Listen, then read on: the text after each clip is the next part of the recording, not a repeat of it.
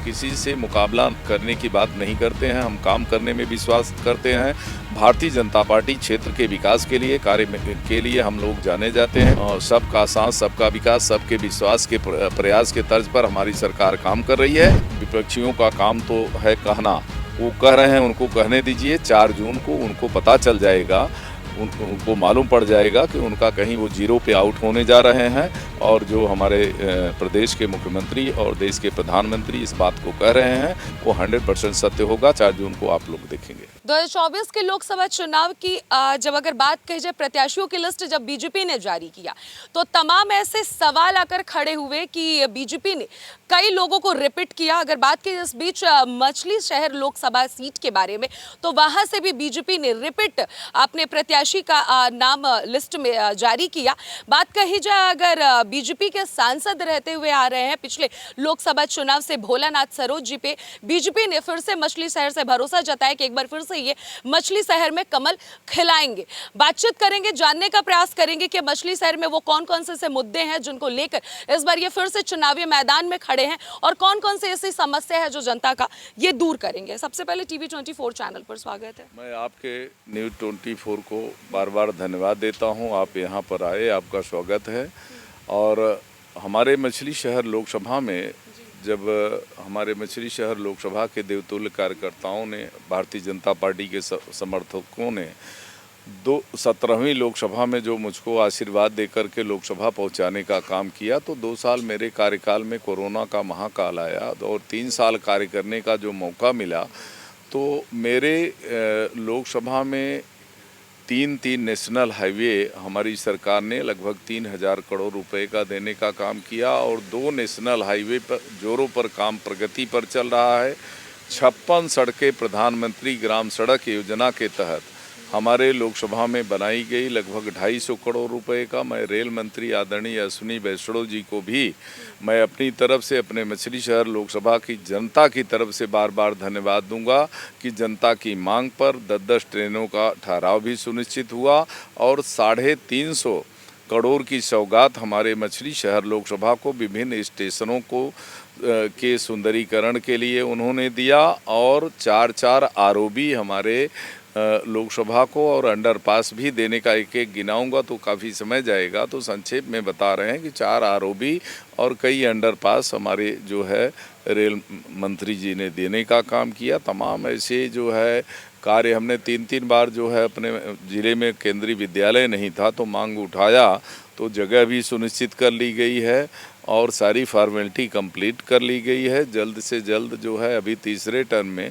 केंद्रीय विद्यालय भी चालू हो जाएगा और हमने कई चीज़ें ऐसे जो है जनता के बीच में जो वादे किए हैं उसको पूरा करना है। एक नेशनल हाईवे उसकी एनओसी लानी है जिसका शिलान्यास हो चुका है, उसको भी चालू करवाना है जो आगे ये हमारे दूसरे टर्म में होगा। मुकाबला किस तरीके से देख रहे हैं समाजवादी पार्टी और बसपा से? हम किसी से मुकाबला करने की बात नहीं करते हैं, हम काम करने में विश्वास करते हैं। भारतीय जनता पार्टी क्षेत्र के विकास के लिए हम लोग जाने जाते हैं, कार्य हमारी सरकार कर रही है। 2014 से 24 तक जितने कार्य हुए हैं 10 वर्षों में, मैं समझता हूं कि इन 65 वर्षों में इतने कार्य नहीं हुए हैं। तो कार्यों के बल पर जनता के तमाम जनकल्याणकारी योजनाएं हमारे देश को मिल रही है। तमाम, चाहे वह हिंदू हो चाहे मुसलमान हो, सबका साथ सबका विकास सबके विश्वास के प्रयास के तर्ज पर हमारी सरकार काम कर रही है। तो पूरी जनता ने, देश की जनता ने मूड बना लिया है कि पूरे देश में कमल को खिलाने के लिए, जनता आशीर्वाद देने के लिए मूड बना लिया है।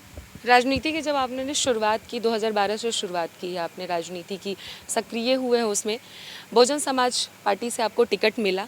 लगभग आप 2012 से लेकर 2014 तक उस पार्टी में आप रहे हैं, उसके बाद से फिर बीजेपी में आप आए हैं, इस पर आप क्या कुछ कहना चाहेंगे? देखिए, मैं राजनीति वहाँ से शुरुआत किया, वहाँ भी मैं ईमानदारी से काम किया। जितना हो सका अपने कमाई का कुछ परसेंटेज, मैं उद्योग धंधे से जुड़ा हुआ व्यक्ति हूँ, गरीबों की सेवा में लगाने का काम किया। फिर उसके बाद में जब 2014 में भारतीय जनता पार्टी की सरकार बनी और मैंने अपने देश के प्रधानमंत्री जी को भारतीय जनता पार्टी के शीर्ष नेतृत्व के कार्यों को देखा, तो भारतीय जनता पार्टी के कार्यों से प्रभावित होकर के, माननीय प्रधानमंत्री जी के कार्यों से प्रभावित होकर के फिर मैं 2019 में भारतीय जनता पार्टी ज्वाइन किया है और देश के प्रगति में कुछ अंश तक मैं भी अपना योगदान देने का काम कर रहा हूँ। विपक्ष कह रहा है कि 400 पार के नारे लगा रहे हैं, एनडीए गठबंधन लगा रही है, यानी कि बीजेपी लगा रही है। 400 पार तो दूर की बात है, उत्तर प्रदेश कैसी लोकसभा सीट नहीं पार कर पाएंगे। देखिए, उन विपक्षियों का काम तो है कहना, वो कह रहे हैं, उनको कहने दीजिए। 4 जून को उनको पता चल जाएगा, उनको मालूम पड़ जाएगा कि उनका कहीं वो जीरो पे आउट होने जा रहे हैं। और जो हमारे प्रदेश के मुख्यमंत्री और देश के प्रधानमंत्री इस बात को कह रहे हैं वो 100% सत्य होगा। 4 जून को आप लोग देखेंगे। जीत हासिल कर लेते हैं इस बार, सबसे पहला कार्य कौन सा करेंगे? अभी तमाम आपने कार्य को गिना है कि क्या कुछ किया और क्या कुछ करने वाले, पहला कार्य कौन सा करेंगे अगर इस बार फिर से जीत हासिल करते हैं तो? देखिए, अभी हमारे जो है लोकसभा में एक स्पोर्ट कॉलेज हम लोगों ने बात करके हमारे मड़ियाहूं के विधायक और हम लोगों के प्रयास से 150 करोड़ का वो जो है जगह भी देख ली गई है, सारी व्यवस्था हो गई है, उसको चालू करवाएंगे नवयुवकों के लिए। और तमाम कुछ सड़कें अभी बाकी रह गई है और जो नेशनल हाईवे एक हमारा बाकी रह गया है, जो मछली शहर से मड़ियाहूं से जलालपुर से थानागद्दी और मोढ़ैला जो ये मार्ग रुका हुआ है, इसको भी हम चालू करवाने का काम करेंगे, प्राथमिकता से काम करेंगे। तो ये थे हमारे साथ भोलानाथ जी, जिन्होंने साफ साफ शब्दों में बताया कि क्या कुछ ये विकास करने वाले हैं मछली शहर को लेकर। साथ ही साथ इन्होंने अपनी जो भी कार्य इन्होंने किया है वो सब कुछ भी इन्होंने गिनाया है कि क्या कुछ उन्होंने किया है। साथ ही साथ अगर बात कीजिए विपक्ष को लेकर भी इन्होंने निशाना साधा है कि 4 जून को पूरी तरीके से क्लियर हो जाएगा कि इंडिया की जीत होती है या फिर एनडीए गठबंधन की जीत होती है। साथ ही साथ मुकाबला ये किसी से नहीं मानते हैं, ना बहुजन समाज पार्टी के प्रत्याशी से खुद को ये मुकाबला समझ पाते हैं, उनसे मुकाबला करने ना ही समाजवादी पार्टी की प्रत्याशी यानी कि प्रिया सरोद से मानते हैं। कैमरा पर्सन हर्ष के साथ अनन्या मिश्रा, टीवी 24।